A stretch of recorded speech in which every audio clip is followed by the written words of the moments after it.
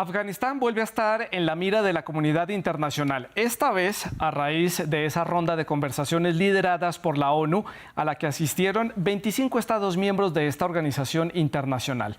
El objetivo de este encuentro, a puerta cerrada y en el máximo secretismo, fue dialogar sobre la situación de Afganistán y ver cómo la comunidad internacional se puede relacionar con el gobierno del Talibán y con este país asiático.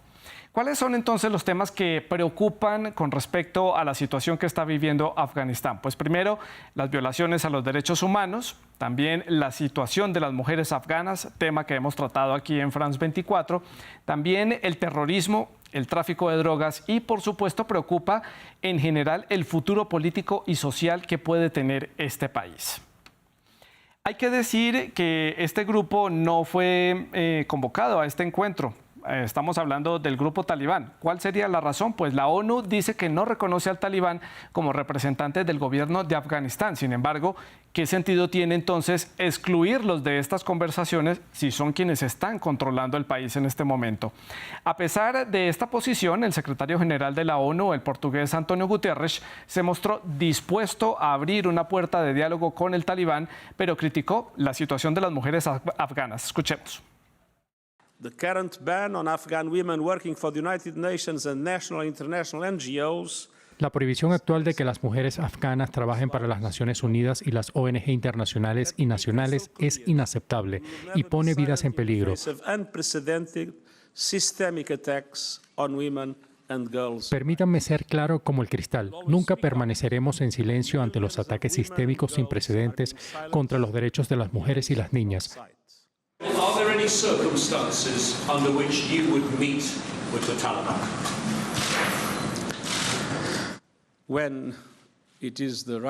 Cuando sea el momento adecuado para hacerlo, obviamente no rechazaré esa posibilidad. Hoy no es el momento adecuado para hacerlo. Today is not the right moment to do so.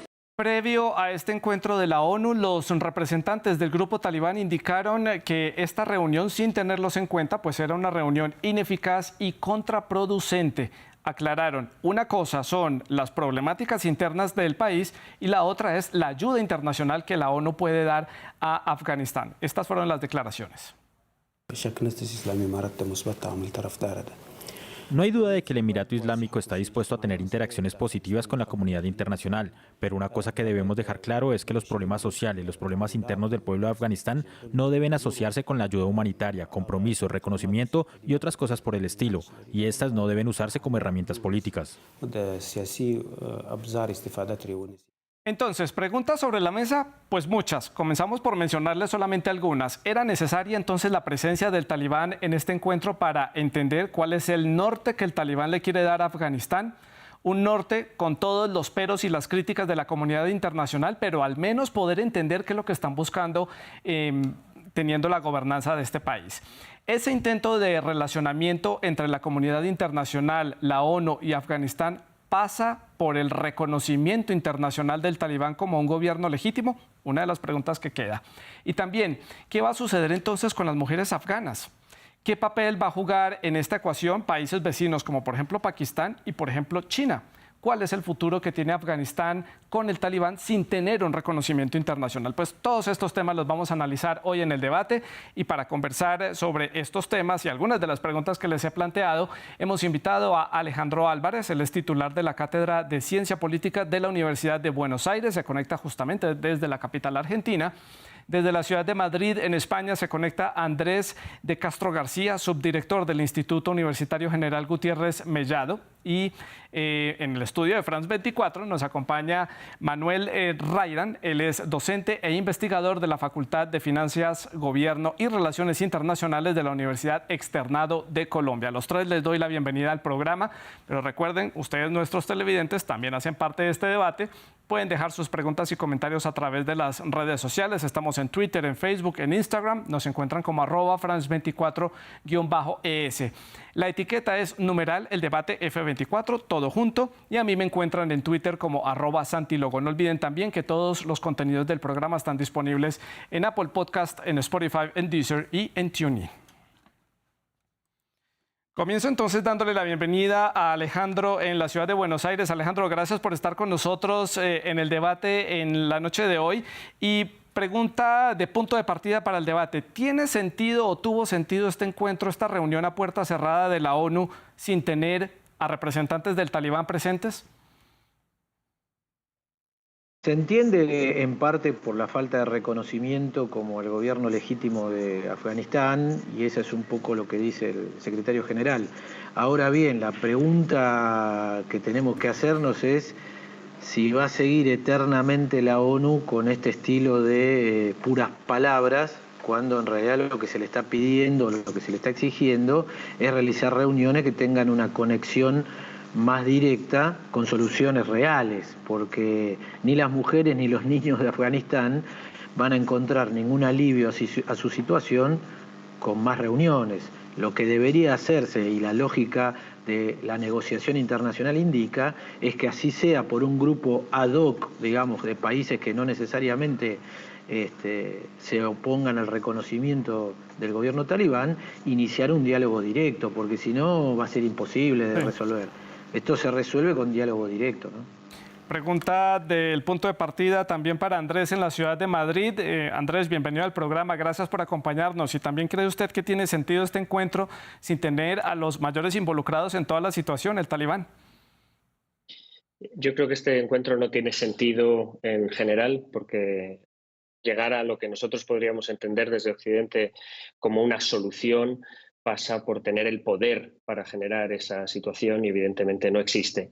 Es por tanto que vemos que la ONU no puede ofrecer esa solución real, y en el vídeo que hemos visto nos ha dejado muy claro que no es el momento ahora, pero puede ser que haya un momento. Evidentemente seguimos todavía desde Occidente viendo el mundo con ese discurso hegemónico liberal, pero a la vez perdiendo poder en el mundo. Entonces vemos que no se sostienen muchos de los elementos que nos han permitido en las últimas décadas analizar el mundo, claro. Y entonces evidentemente colapsa.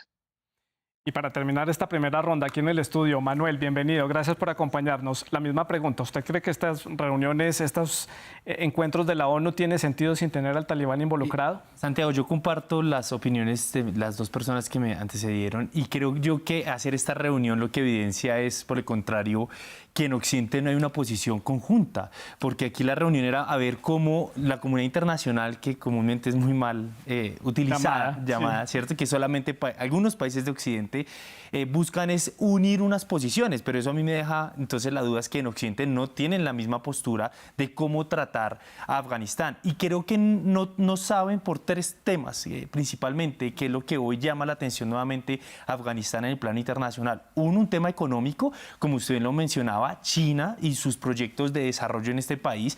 Dos, un tema de derechos humanos con las mujeres. Y un tercer elemento que por ser último no deja de ser importante, el tema de seguridad y el territorio. Países que han jugado un papel clave en ello y que sí reconocen, digamos, que al Talibán, es Pakistán, que ya ha tenido reuniones en suelo afgano, pero también China. Y es también buscar cuáles va a ser, si China va a ser el patrocinador de la infraestructura que requiere Afganistán.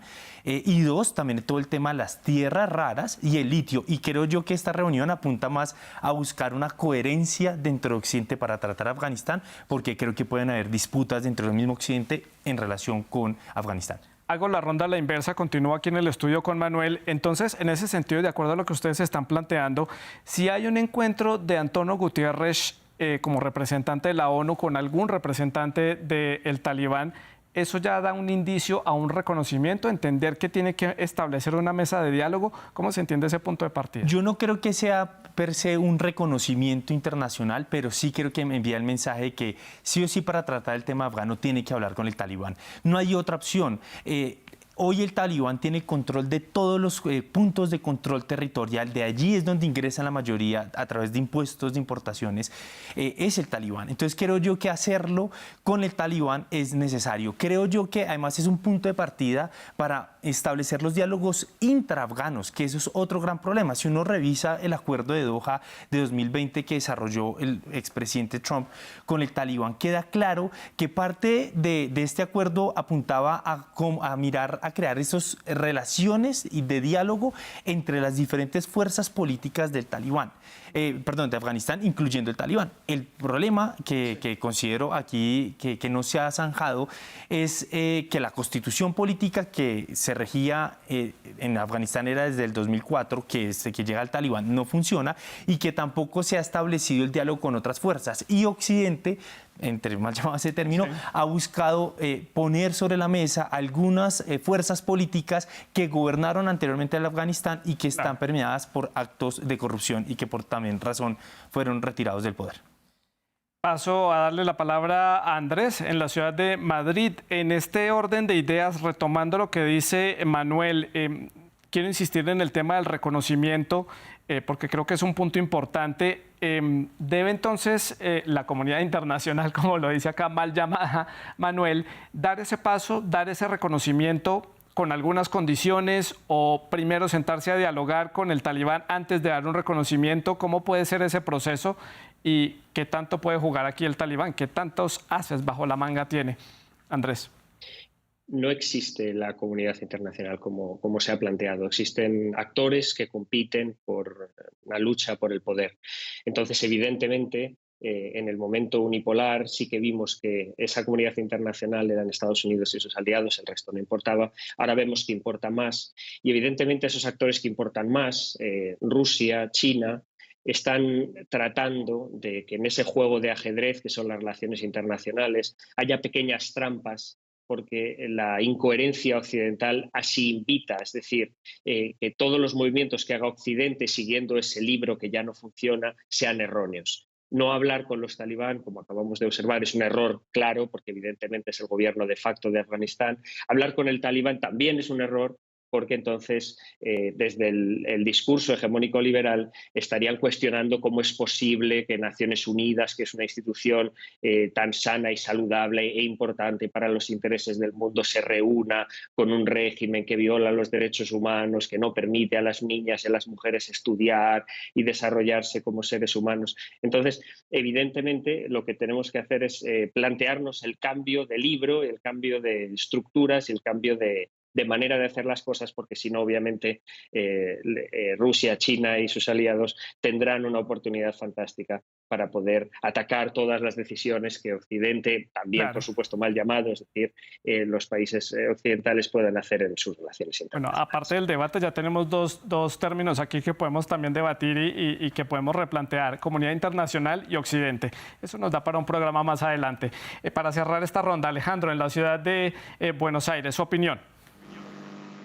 Mira, básicamente lo que creo es que se corre el riesgo, por esto mismo que decía Andrés, respecto de este Occidente incapaz y de esta comunidad internacional que no es tal, corremos el riesgo de que el Talibán vea la oportunidad de utilizar el derecho de las mujeres como un arma de retorsión, o sea, extorsiva, que ante la debilidad de Occidente lo que haga es, para mejorar sus posiciones de negociación, hacer cada vez las condiciones más duras. Eso, la única manera de evitarlo es que aquellas potencias que tienen intereses en ese lugar se pongan de acuerdo respecto de cómo se va a construir un diálogo serio y racional. Y ese diálogo no puede excluir a los propios protagonistas que tienen el control real sobre el territorio. Entonces, creo que si no estamos, como dije al principio, simplemente en una puesta de escena para que se discutan los medios y no hay ningún hecho en la realidad. Sí, Alejandro, como estamos viendo el panorama, tal parece que, como dice el dicho, la pelota está del lado de la cancha del Talibán en este momento. Ellos tienen tal vez un poco más de margen para poner ciertas condiciones para una posible negociación con organismos internacionales o con otros países de la comunidad internacional. ¿Qué tan afianzado está el Talibán al interior de Afganistán para tomar decisiones? ¿Qué tanto respaldo pueden tomar y tener estas decisiones al interior de Afganistán? ¿Y qué tanto margen de acción tienen ellos para negociar con organismos internacionales? Mira, el margen que ellos tienen no es muy grande porque es una organización que tiene principios muy rígidos. Y convengamos que fue el resultado de años y años de guerra contra la intervención occidental. Entonces, su fortaleza se basa en haber triunfado en una guerra contra una potencia o un grupo de potencias, una fuerza que se había propuesto destruirlos y excluirlos del país. Entonces, como toda fuerza victoriosa tras una guerra, goza de peso en la población. No es una cosa que se va a poder hacer con voluntarismo y buenas opiniones. Se requiere cierta muñeca, habilidad política para intervenir ahí, y tal vez no tanto en los medios y sí por líneas interiores. Ese diálogo que tiene que ser directo no puede excluir a los países limítrofes y obviamente a quienes tengan interés, y eso incluye a China también. Claro. Acá en el estudio de France 24, Manuel, su opinión sobre este margen de acción del talibán, porque este talibán que estamos viendo ahora que gobierna de facto Afganistán es muy distinto al que estaba en la época de los 80, 90, cuando regresaron a ocupar el territorio, cuando salieron las tropas de Estados Unidos, vimos a unos representantes dando entrevistas en inglés, en medios internacionales, dando ruedas de prensa, y ya dejaron esa imagen de ser como un grupo armado en zonas rurales en las montañas de Afganistán. Hoy en día es un grupo más organizado, es una formación, digamos, política más formada, más organizada. ¿Cómo se entiende? Sí, yo lo considero mucho más organizada, con mayor presencia en territorio, y de hecho parte del fracaso de Estados Unidos y sus aliados en territorio afgano fue que ellos se concentraron en la parte urbana, dejando de lado lo rural. Y allí también, digamos, que el talibán logró organizarse, mantener su cohesión. Y digamos que parte del fracaso fue que el ejército afgano que apoyaba a Estados Unidos y aliados era un ejército muy ocupado, o sea, muy equipado, mejor equipado, pero muy dependiente de la OTAN y con altas tasas de corrupción. Distinto cuando lo veíamos con el talibán, que estaba en la parte rural, muy bien organizado e ideológicamente muy fuerte. En ese sentido, digamos que no hay que olvidar que el talibán también ha sacado de su territorio lo que se conoce como ISIS-K y otras organizaciones, y de hecho el 25 de abril de este año el talibán, asesinó a uno de los líderes que estuvo en el atentado, en la retirada del ejército estadounidense y aliados, ¿no? Entonces creo yo que esa legitimidad la ha ganado. También, si lo miramos en el plano económico, el alto cobro de impuestos, de hecho el talibán lo ha mejorado, lo ha vuelto más eficiente, y en ese sentido pues es con lo que ha podido funcionar con el poco recurso. ¿Qué es lo que se le dificulta actualmente? Por ejemplo, el presidente Joe Biden solicitó que los 7.000 millones de dólares que tenía el Banco Central afgano retenido en Estados Unidos fuese la mitad de eso, hasta 3.700 millones dado a las víctimas del 9/11, del atentado contra las Torres Gemelas, y esto pues claramente es un margen también de acción del talibán diciendo, mire, yo he cumplido acá, he sacado grupos terroristas, el tema de derechos humanos claramente no lo ha cumplido, pero pues digamos que también parte de su reivindicación es que Estados Unidos no ha cumplido su palabra en el sentido de devolver de su dinero y que obviamente lo está asfixiando. Entonces creo que esa parte tiene un cierto margen de maniobra a nivel internacional, y en lo local claramente su presencia, que se fortaleció durante la invasión, dentro de la permanencia de Estados Unidos y aliados en Afganistán, eso lo reforzó. Y esos bloqueos internacionales, por ejemplo, en este caso de las cuentas, pues se va reflejado en la economía afgana, que está sufriendo mucho, y en la situación humanitaria que se está viviendo allí, que es bastante difícil para los habitantes. Andrés, en la ciudad de Madrid, quiero que nos metamos un poco dentro del terreno de lo que es Afganistán. Ya lo estamos mencionando, el talibán es un grupo muy diferente el día de hoy, pero ¿qué hay del país como tal? ¿Quién los apoya? ¿Quiénes dan su voto por un talibán gobernando ese país? Entendemos la situación que hay de derechos humanos y la situación con las mujeres, pero hay que entender también que Afganistán es un país que no es homogéneo, es compuesto por diferentes grupos tribales, étnicos, lingüísticos. Es un país muy complejo porque es prácticamente armado a la fuerza. ¿Cómo mantiene el talibán esa cohesión y ese apoyo en las diferentes regiones? A través de la fuerza, de la amenaza del uso de la fuerza y de que el miedo sea el cemento que une a todos esos grupos étnicos, lingüísticos y tribales, que evidentemente ha sido la forma en la que ha, abro comillas, funcionado, cierro comillas, Afganistán en los últimos miles de años, ¿no? El tema es que precisamente cuando mencionaba votos y elecciones es precisamente ese sistema que Estados Unidos y sus aliados trataron de imponer a partir del año 2001, que 20 años después ha probado que es totalmente ineficaz, porque los afganos nunca hicieron suyo ese modelo. Muchas personas se beneficiaron de esa financiación que Estados Unidos principalmente estaba dando a ciertos grupos de afganos, sobre todo a través de las instituciones que se intentaron crear, el ejército, la policía y demás instituciones ligadas al gobierno, y entonces ha establecido ciertos grupos de afganos que a través del cinismo habitual de la zona se han enriquecido, pero evidentemente no ha cambiado ni la mentalidad, ni la forma de ver el mundo, ni la forma de organizar el país, aunque esto evidentemente no es nuevo. Ya decían los romanos que cambian de cielo, pero no de espíritu, los que cruzan al otro lado del mar, y ya sabemos todos que hay una cuestión que es la cultura, y que la cultura es difícilmente cambiable. Claro, y no ha cambiado justamente esa cultura en cuanto al trato a la mujer y a los derechos a la mujer. Alejandro, en la ciudad de Buenos Aires hay mucha indignación en la escena internacional en torno a lo que sucede con las mujeres en Afganistán. Lo hemos tratado acá en France 24, en diferentes programas, lo hemos analizado desde diferentes puntos. Pero, ¿qué va a pasar entonces con las mujeres? Porque hay una gran indignación a nivel internacional, pero ¿qué se está haciendo por ayudarlas verdaderamente? ¿O cómo se presiona, digámoslo así, al talibán para tratar de mejorar un poco la situación, por lo menos mejorar la posibilidad de ir a formarse en una escuela y en una universidad? El primer dato es que nosotros no podemos y no se puede, incluso muchos países que no formamos de la égida europea lo hemos sufrido, no se puede imponer un criterio unívoco de cultura. Hay valores universales, pero que esos valores universales tienen que convivir con los valores regionales de la cultura propia del lugar.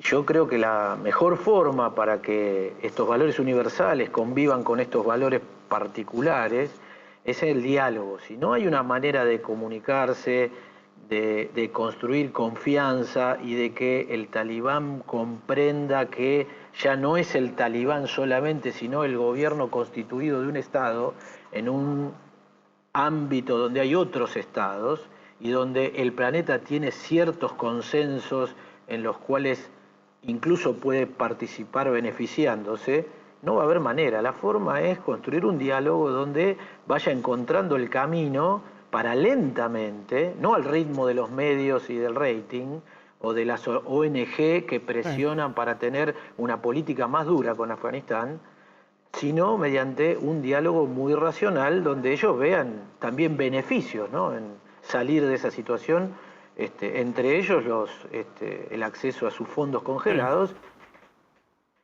y a mejoras que les permitan incluso mantener el control del país.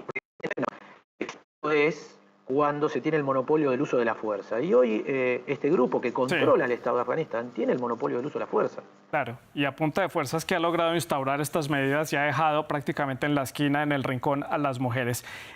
Creo que por tiempo debo cerrar acá el tema de analizar rápidamente un breve panorama de cómo está la situación interna de ese país. Paso un poco a hacer el análisis desde la escena internacional y eso nos lleva a entender una ecuación importante que ustedes lo estaban planteando. Y esa ecuación involucra a dos países muy importantes en la región, Pakistán y China. Comienzo hablando con Manuel acá en el estudio, su opinión sobre los roles que juegan estos países y qué rol pueden jugar en este acercamiento. Bueno, juegan un papel clave y cada país tiene un rol, ¿sí? Pakistán tiene un rol en el sentido que el Talibán también es una organización política en Pakistán y en ese sentido también tiene unos intereses en Afganistán y es controlar también grupos armados considerados terroristas que atacan en suelo pakistaní. Entonces, hay un tema de seguridad que lo puede abordar Pakistán. Pakistán ya las semanas anteriores se reunió en Afganistán, de hecho, y hay un compromiso frente a cómo limitar en temas de seguridad. El rol de China creo yo que es un rol más económico. Afganistán tiene muchos recursos económicos bajo el suelo que por costos pues no ha podido poder extraer. Entonces, pueden tener tierras raras, su principal factor económico es el carbón, pero debajo de allí pues hay mucho dinero, pero extraerlo requeriría maquinaria, pero también requeriría, obviamente, vía férrea para sacarlo. Aquí China podría jugar un papel clave en el sentido de, como lo decían mis anteriores colegas, poder crear diálogos y generarle incentivos a los afganos para que haya un compromiso de parte y parte y que ellos también vean los beneficios de poder integrarse en ello, ¿sí? Como en la economía global y mundial. Creo que China podría jugar ese papel económico, Pakistán de seguridad y obviamente pues ahí tendríamos que mirar cómo Naciones Unidas también puede resolver el tema político, ¿sí? Pues digamos, dentro de los 4 puntos dentro del acuerdo entre Estados Unidos y los afganos, quedaba claro que era un tema de crear diálogos y hojas de ruta entre los grupos políticos, y yo coincido, si no se abre ese espacio va a ser muy difícil de consolidar, digamos, estos acuerdos políticos. Y por último, yo creo que es un tema fundamental, el tema de las mujeres. Aquí comúnmente se ha creído que con la intervención de Estados Unidos las situaciones de las mujeres mejoró, y no es verdad. Cuando uno mira las cifras de las mismas Naciones Unidas, del 2001 hasta el 2018, el 80% de las mujeres seguían siendo analfabetas. Tan solo el 13% son mujeres jueces y el 75% de los matrimonios siguen siendo forzados. Y creo yo que aquí, para mejorar realmente la situación de Afganistán, incluyendo a los afganos, es también ser sinceros con las cifras y los datos y las propuestas que se puedan dar. Roles, China y Pakistán claramente juegan claves allí. Me quedo con lo de la hoja de ruta y ahí le pregunto a Andrés en la ciudad de Madrid, ¿esa hoja de ruta puede empezar tal vez a través de una mediación de China? Como China ahora está jugando un papel de mediador internacional, ayudó a ese acercamiento entre Irán y Arabia Saudita, ha tratado de hacer algunos esfuerzos en la guerra en Ucrania con una propuesta a Rusia de 12 puntos y tratando de acercarse un poco al gobierno de Ucrania, o por lo menos mostrándose así. Aquí China podría jugar un papel mediador más allá de los intereses económicos. China es un país que tiene una frontera terrestre con Afganistán. Eso es crucial de entender. Y el tema está en que a China no le interesan en absoluto los intereses de Afganistán. A China le interesan los intereses de China. Y China ya está extrayendo recursos naturales en Afganistán, porque empresas chinas operan en Afganistán sin tener necesidad de desplegar su aparato de seguridad en suelo afgano, ni de tener que hacer ningún tipo de entrada política en una situación tan compleja como es la afgana. De hecho, el debate que se está teniendo ahora mismo en las relaciones internacionales chinas, de los académicos chinos que asesoran al gobierno chino, es precisamente en qué momento China tendrá que empezar a jugar un papel más destacado en esa negociación y en esa forma de restablecer el mundo a la manera china. Y ellos son perfectamente conscientes que hacer esto viene con un precio, y es que cuando uno no hace nada no comete errores por acción, y cuando uno hace algo, por definición, comete errores. Entonces China ahora mismo tiene un camino de nieve sin pisar y quiere precisamente saber cuál es el momento más adecuado para empezar a hacer ciertos movimientos que, por supuesto, no tendrán vuelta atrás y están sujetos a que internacionalmente se critique esa acción de China. Pero si nosotros estamos planteándonos que China va a poder ser un actor que busque una justicia global, una justicia para todos, creo que no estamos en el camino adecuado. No es el país para ese escenario. Alejandro, en la ciudad de Buenos Aires, ¿entiende uno entonces que puede ser un país que se mueva en esa dirección por los intereses que pueda haber? Justo lo veíamos cuando salieron las tropas de Estados Unidos y llegó otra vez el talibán, el primer país que llegó a decirle al grupo talibán, acá estamos, ¿qué hay para hacer económicamente? A nosotros no nos interesa la situación política. Esas críticas le han caído a China a lo largo de los años por el relacionamiento que tiene con algunos gobiernos africanos, asiáticos, incluso latinoamericanos, pero China está ahí dispuesta a invertir a cambio de tener ganancias. Es un gana y gana y es una relación que ya pues creo que el mundo aceptó. Entonces el rol de otro actor importante que no hemos tocado acá, Alejandro, en la ciudad de Buenos Aires, el rol de Estados Unidos. ¿En qué quedó Estados Unidos en esta ecuación y en su rol en Afganistán después de la partida de las tropas? Y ha quedado en un rol muy comprometido internacionalmente, porque él es gran responsable de lo que sucedió en Afganistán con esa salida intempestiva, no planificada, y encima dejando una enorme cantidad de material de uso militar para fortalecer al talibán. O sea, también todos nos preguntamos hasta qué punto eso fue un error, fue impericia, o están ocultando mantener la región de manera inestable. O sea, no es la primera vez que la diplomacia norteamericana prefiere mantener algo inestable a resolverlo, después de haber intervenido de manera, siendo la fuerza principal de intervención. Creo que también Estados Unidos tendría que hacerse cargo, digamos, del resultado que obtuvo su intervención, ¿no? Porque la situación actual, como bien decían antes, digamos, no cambió nada, sino que empeoró la situación. Sí. Entonces, tiene que haber una revisión de cuál es el rol que tiene Estados Unidos en este tipo de intervenciones. Y con ese panorama, Manuel, ¿no cree usted que tal vez, y con tantos conflictos que hay en este momento andando en el mundo, el de Ucrania, que acapara absolutamente todo, este conflicto o esta disputa o este reconocimiento no se desescalará a dejarlo simplemente como en algo regional, que Pakistán ayude, China ayude, India de pronto se involucre, Irán o, bueno, Qatar también, que siempre ha jugado un rol importante? No, y la verdad no lo creo desde la perspectiva de Washington, entendiendo lo que ustedes mencionaban anteriormente. China está jugando cada vez más un rol importante en Medio Oriente y ese terreno ganado por años, no muy bien ganado, de Estados Unidos no lo va a querer perder. Entonces, en ese sentido, creo que tampoco va a desescalar. De hecho, creo que lo que pasa en Ucrania también va a tener algunas repercusiones en otras regiones y obviamente lo de Afganistán no va a ser aislado. De hecho, y comparto con la posición anterior a mi intervención, el tema de dejar ese armamento. Incluso en los acuerdos se quedó claro que Estados Unidos podía apoyar al ejército afgano para poder controlar a estas organizaciones terroristas que quisieran utilizar suelo afgano. Entonces, creo que no va a dejar de perder su importancia y mucho menos en la medida que se ha comprobado que Afganistán tiene litio, que es un recurso muy importante dentro del desarrollo de las tecnologías hacia futuro y más, y como les decía anteriormente, cercano a China, con un papel cada vez más importante y que con una Rusia debilitada en Ucrania, pero que no hay que olvidar que esa salida progresiva a Estados Unidos de Medio Oriente también le ha dado juego a los rusos, a pesar que ahorita están en este conflicto, pero también a los turcos. Entonces creo que además esa relación de Arabia Saudita con Irán, dejando un poco de lado a Israel, creo que eso no va a dejar de ser una prioridad también para la Casa Blanca. Son piezas importantes en este rompecabezas internacional. Me quedan ya unos cuantos minutos para finalizar el programa. Como son 3 invitados, quiero que empecemos desde ya con las conclusiones para que todos puedan hacer su redondeen el tema de manera robusta. Comienzo entonces con Andrés en la ciudad de Madrid. ¿Qué sigue entonces para este país? ¿Cómo marcar esa hoja de ruta? ¿Cuál va a ser el siguiente capítulo que vamos a estar analizando? ¿Un encuentro entre las partes? ¿Un Afganistán simplemente disperso sin hacerle caso a las Naciones Unidas? ¿O un gran esfuerzo de Naciones Unidas por acercarse a dialogar con el Talibán? No creo que Naciones Unidas tenga una posición sobre Afganistán. De hecho, Afganistán es un país miembro de las Naciones Unidas. Entonces, tenemos que darnos cuenta de la complejidad de ese mundo que ya no va hacia una sola música, sino que hay varias.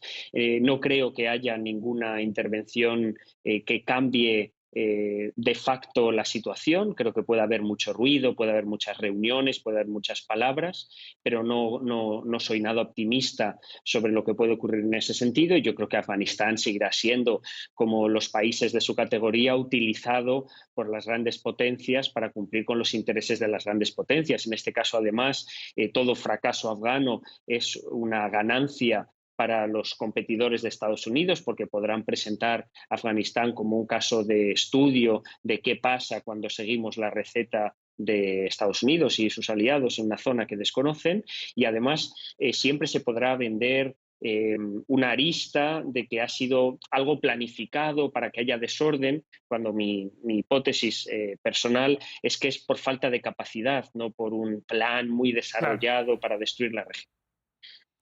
Y le doy la palabra entonces a Alejandro en Buenos Aires. Su conclusión, ¿qué viene para Afganistán? Lo que viene para Afganistán es muchas palabras de Occidente y una acción sistemática, ordenada y que va a seguir avanzando de China por los esfuerzos simples que hace de establecer una relación económica. Entonces, y probablemente India y Pakistán. Nos podemos llegar a encontrar en la situación en que se estabilice esta relación y estos países reconozcan el reingreso, digamos, normal del Talibán como gobierno legítimo de de Afganistán, y en esa circunstancia Sí. Occidente va a tener que aceptarlo, o sea que no va a haber obtenido nada y va a tener que aceptar el ingreso del Talibán como gobierno legítimo de Afganistán en la ONU. Claro, y es que son dos países muy fuertes en la región. China e India disputan un rol privilegiado en el continente asiático. Manuel, para el cierre, su conclusión. Sí, creo que en medio de este contexto de un sistema y un orden internacional contestado, creo que Afganistán tiene tal vez la oportunidad de entablar relaciones y comunicaciones con países como usted bien lo decía, China o la India, con el propósito de que su voz sea incluida, en que se abra una hoja de ruta realmente en donde se establezcan los diálogos dentro de Afganistán y no solamente con estas fuerzas políticas que Occidente han apoyado, sino con otras facciones políticas que realmente representen a los afganos. Y creo que obviamente en medio de este inconformismo de las políticas del liberalismo internacional y de Estados Unidos, creo que Afganistán, si sabe interpretar el contexto político y sabe, digamos, gestionar su agenda política con otros países, creo que puede ayudar a mejorar las condiciones de su población y mirar cómo puede aumentar su reconocimiento. Y con eso termino, no hay que olvidar que también no solamente hay un contexto de contestación a nivel internacional, sino también esos cambios geopolíticos dentro de la región que también podrían servirle para establecer por lo menos como mínimo unos diálogos y una hoja de ruta inicial. Pues se nos acaba el tiempo, nos faltó tiempo para analizar la situación de este país, son muchas aristas y muchos temas pendientes para analizar, pero dimos un panorama general de lo que puede venir para este país. A Manuel, a Alejandro y a Andrés les agradezco por haber estado con nosotros, a ustedes también muchas gracias por la sintonía. En nombre del equipo técnico les agradecemos haber estado con nosotros el día de hoy. La producción del programa estuvo a cargo de Andrés Doncel y Joana Galvis y la producción de invitados a cargo de Tania Herrera. Pueden seguir dejando todos sus comentarios y sus preguntas a través de las redes sociales. Sigan con nosotros.